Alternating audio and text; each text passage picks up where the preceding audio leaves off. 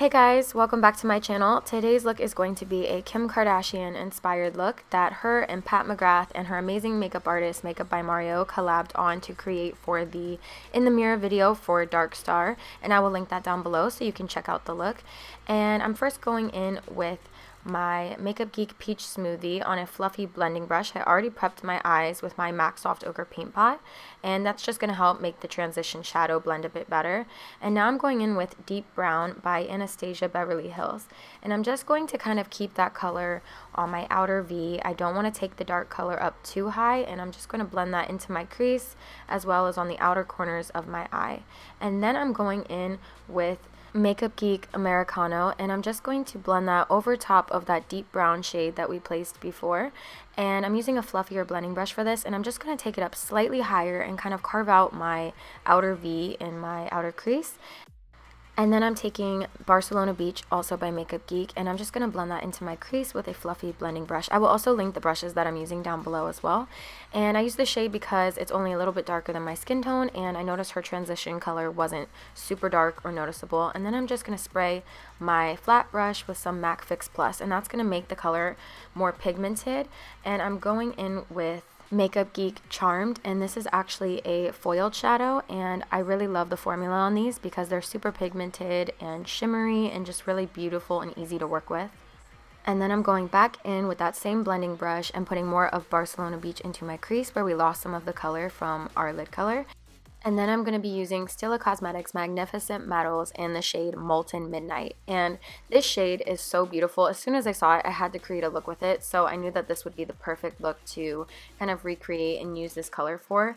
The Magnificent Metals formula is just so unbelievable. And when I first tried it out, I couldn't even believe it was real. It's honestly one of the best products I've ever used. And it just makes putting on eyeshadow 10 times easier, especially if you love really intense glittery shadows or foiled pigments. And then I wanted to go back in and deepen up the crease, and for this I'm using Makeup Geek Corrupt, which is a matte black shadow. And then I cleaned up the outer edges with a makeup remover wipe, and then I went in with a little bit of my IT Cosmetics Bye Bye Under Eye Concealer before going in with foundation. And then I went in with my Giorgio Armani Luminous Silk Foundation, and this is one of my all-time favorite foundations. It just has the most beautiful coverage, but it doesn't look too cakey or heavy on the skin. So I like to wear this when I'm going to events or anything like that. This is usually my go-to for any time I know I want a flawless finish. And I'm just going to blend that out with my Real Technique sponge. And I also liked using this foundation for this look because it is a Kim inspired look, and this is one of her favorite foundations that I know her makeup artist, Makeup by Mario, likes to use on her a lot. So it just felt like it was a good fit for this look as well. And I'm just going to speed this part up because I'm just going to finish blending everything out.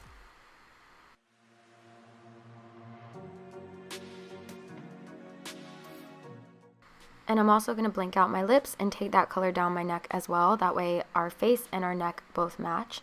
And then I'm going in with my Tarte Shape Tape Concealer. This is also a favorite product of mine. I haven't been able to use any other concealer since I've started using this. This is the best concealer I have ever tried. And I've tried so many concealers, and I've honestly had so many different favorites. This one just hands down gives you the best coverage, and you only need a little bit. I did apply a lot just because I wanted a really full coverage look, but this concealer is heavy duty. It is so full coverage, so if you don't like a full coverage concealer, you might not like this product, but if you do, this is definitely for you.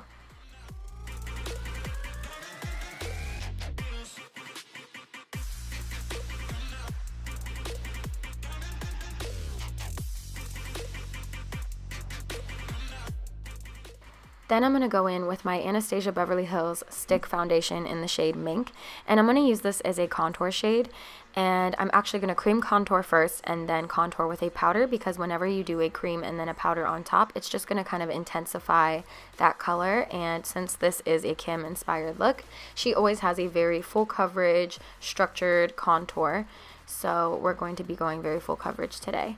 And I'm going to blend that out with a stippling brush, and then I also used my Real Technique sponge on and off just to kind of make sure everything was blended out very smoothly and there weren't any harsh lines. And try to make sure not to rush this step. You want to make sure everything is totally blended whether you're having light makeup on or full coverage makeup, because the key to any great look is that everything is well blended. That way it doesn't look crazy when you go outside and everything looks put together. And then I'm taking my Guerlain Terracotta bronzer, which is one of my new favorites, and I'm just going to apply that to the apples of my cheeks, my jawline. I like to bring that down my neck as well, just to make sure the color on my face and my neck is the same. And I also take that down my forehead a little bit also, because that kind of brings down the forehead. If you have a smaller forehead, then you don't need to do that step. And then I'm going to be going in with the Tarte and Makeup Shayla Tarteist Contour Palette, and I'm just going over where we placed the cream contour just to intensify the contour even more. And then I'm going to use my RCMA No Color Powder on my Real Techniques sponge and just bake underneath that contour line for a very intense and structured look. And then I'm going to set my face with any of the excess powder on that brush, anywhere that I don't want my face to crease up throughout the day. So under the eyes, I like to put that on my forehead and my chin and on my smile lines as well.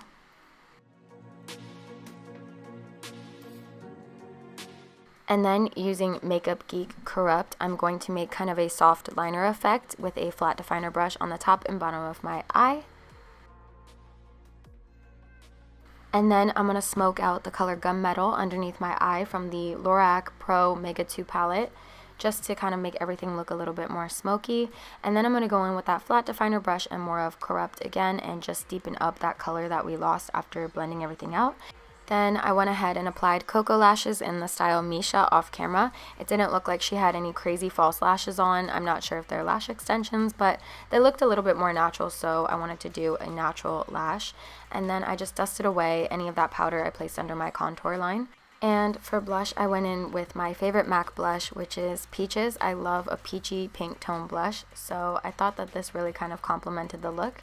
And then I went in with my Dior highlighter, and it didn't seem like she had a very intense highlight, although I love an intense highlight.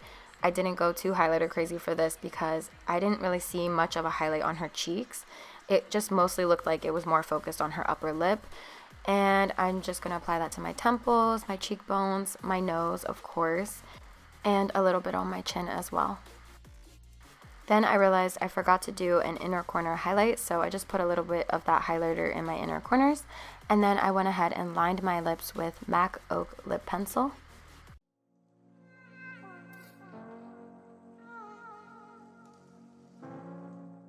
And just a little side note, if you were wondering why my hands look slightly orange, it's because I fake tanned at home and it got kind of messed up on my hands. So yeah, if you fake tan, then you know the struggle. For lipstick, I went in with MAC High Tea lipstick, and it looked like she had kind of a soft, very subtle nude lip, but it wasn't really intense. It had just kind of like a brownie pink undertone to it. And then I used a little bit of MAC frosting and just dabbed that in the center of my lips. This is a white lipstick, but it works great with any color. If you want to make your lips look a little bit more fuller and three-dimensional, you can just pat that in the center of your lips. And then I topped it off with MAC's Sugar Rimmed Dazzle Glass because she had a very glossy lip. Then I realized I forgot to highlight my brow bone, so I went in with a little bit of MAC Mylar, which is a nice, soft, subtle color for a brow bone highlight. And then I sprayed everything with some MAC Fix Plus spray to make it seem more like skin and set the face. And her hair was also really shiny for this look, so I went in with a little bit of my Bedhead Head Rush, which is just going to add some shine and also make your hair smell really good. And that's the finished look. I hope you guys enjoyed this look.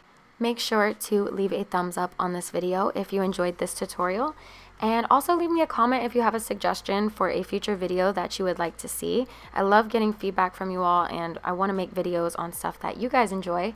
And you can follow me on all my social media at Makeup Cheyenne. Make sure to subscribe. I'm new to YouTube and I post videos every week. I appreciate all the love and support that I've been getting.